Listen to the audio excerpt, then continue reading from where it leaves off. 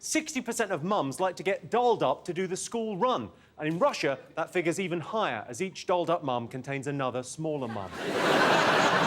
47% of Brits have used a public library in the last 12 months. I think libraries provide an essential service for people on the high street who need to take a shit. I've been to Venice, and I wouldn't go there. I don't like it. It's a horrible place. What didn't you like about Venice? Sure. I had an argument with my missus, so we ended up in separate gondolas. And it's just, anything you do in Venice is a pain in the arse. Like, if you want to get a key cut, it's like, oh, go across this bridge, get in a boat, cross this square, get in another boat, and you get your key cut, and you come back, you go, oh, I forgot to do the photocopying, you go across the other side. Oh, it's a pain in the arse, the whole place. There's also lots of pigeons. There's pigeons everywhere. Right. It is. It's famous for its pigeons. Famous for its pigeons. That's really what's most famous for. Yeah. It's pigeons, then canals, and then St Mark's Square. That's the order, isn't it? It's an attraction because everyone gives you seeds to feed the pigeons with, and you take photos with pigeons on you, like a scarecrow. I think they were just using you as a scarecrow. Of course, the recent controversy on the show has been about the innuendo. Do you think there's too much innuendo in it, Gemma? It's too much in your endo, mate. I love it. I love an innuendo. Bet you do. I don't know. I think there's something really nice about an innuendo because only if you're a grown-up you get it. There have always been innuendos. Innuendos. Yeah, that's right, yeah. Is that right? See why you're on the B at Eton. Sorry, what were you saying? Innuendos. What is the word? Don't worry about it. Well, some of these, I think, were maybe a little bit too obvious. I mean, I think Mel and Sue were brilliant on the show, but some of these, I think, maybe crossed the line. So Sue said, keep your biscuits erect, get those lady fingers soggy, time to slap those baps down. Yeah. Mel and Sue, if you're watching, Jimmy Carr thinks you went too far. I went too far? You crossed the line there.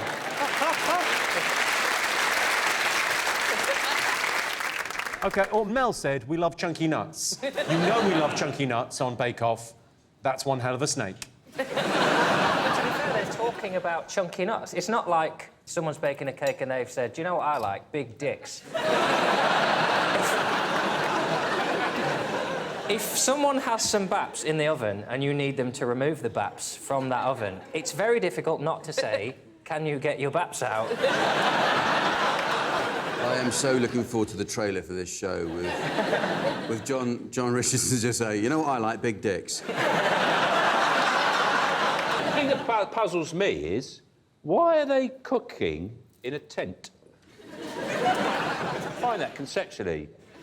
Like, texturally, the two textures of the oven and the pipes of the gas going into the oven and then surrounded by a tent. Does that not trouble you in any way? So where are the plugs? That's like a really bad... Yes! Exactly! Where are the plugs? I think I know the answer to this before I ask Joe, but do you talk to people you don't know on public transport? Yeah, that's what really annoys me. People say you always meet weirdos on public transport. I've never met one. I talk to everyone. The other day, I was talking to this girl and it was going very well.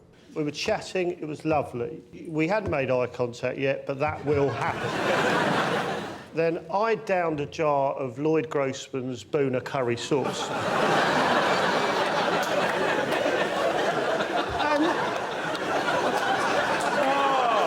And she got all weird. I'm like, oh, fuck off, laddie.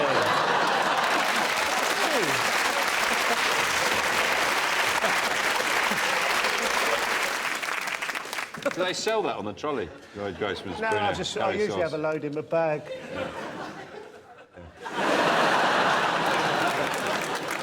What's in that bag? I always make a packed lunch if I'm on this show. It's just bottle of Taboo and 17 Scotch eggs.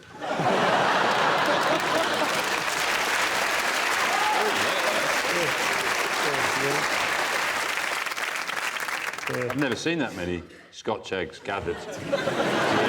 I don't know what the collective noun is. Yeah. A plethora. A constipation of Scotch eggs.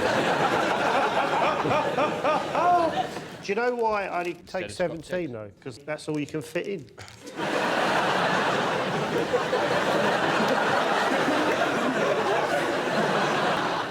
I've been on a train with you, Joe, and it's a treat. Yeah, it's nice. We always Deceptively long legs, I found when I shared a train with you. Seem Yeah. to get everywhere. Can I ask quickly whether you guys are all going on the train? What is this? 8 out of 10 cats holiday, is it? You know, works outings and things, nights Yeah. out. The Christmas do, we have the Christmas do. And there's the summer trip away. Lunch on Sunday was lovely. Yeah, it was good. Wasn't it? Scrabble Tuesdays. Yeah. And of course, curry night. Oh, that's Which- tonight. Yeah. Oh, shit. To be fair, Formula One, I think, is one of the few sports that if I went into it, I would be one of the exciting people in the sport. The thing I don't like about it is all the sponsorship. I mean, do they have any clothes that aren't sponsored? Does, like, Lewis Hamilton wake up in the morning and go, what shall I wear? The pepperami trousers or the Branston pickle jacket? Two brilliant examples of sponsorship there. Pepper Army and Branston Pickle. I think that may explain recent medical problems you've been having.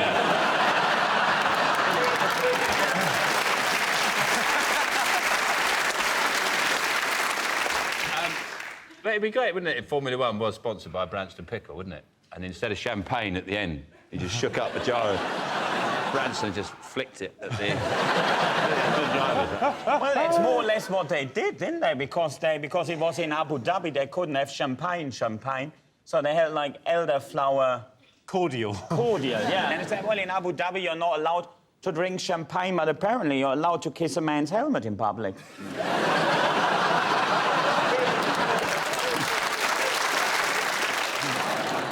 Yeah. Because you've had your teeth smashed in, haven't you, and then rebuilt, and then all polished up and shined.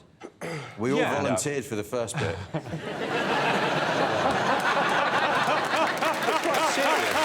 It's veneers.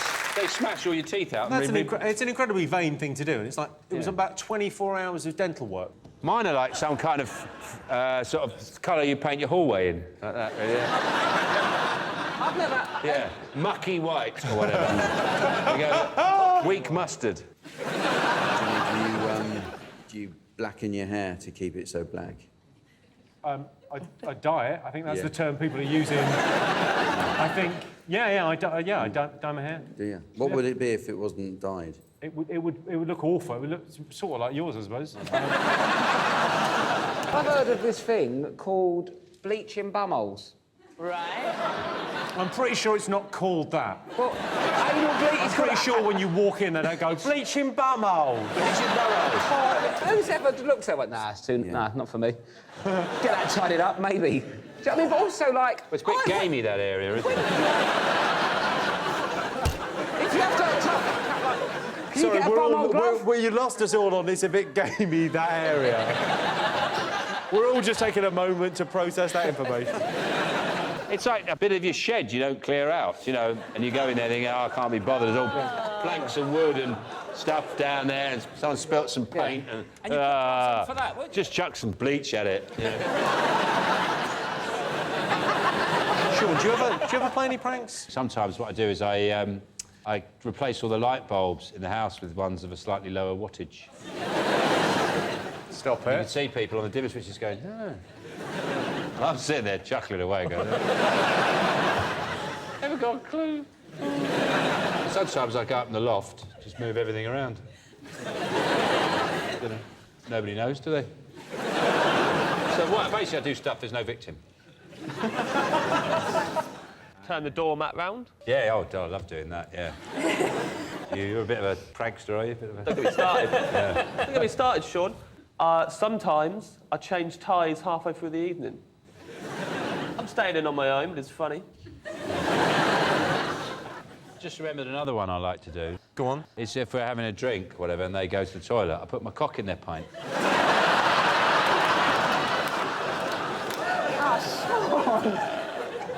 That's not as subtle, and there is a victim. Usually me. That's why I switched to hot toddies. Too many times. And you do have to take it out again before they come back. Very important. Speaking...